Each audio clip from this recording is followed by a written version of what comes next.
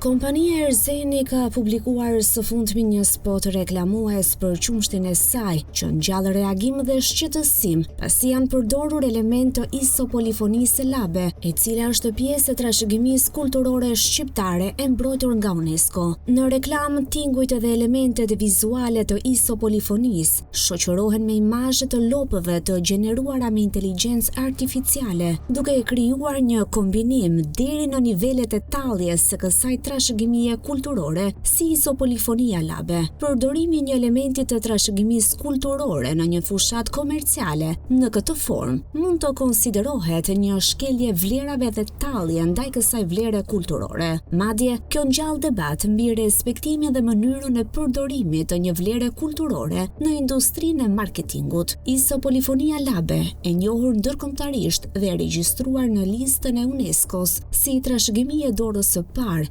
konsiderohet një nga format më të çmuara të muzikës tradicionale shqiptare.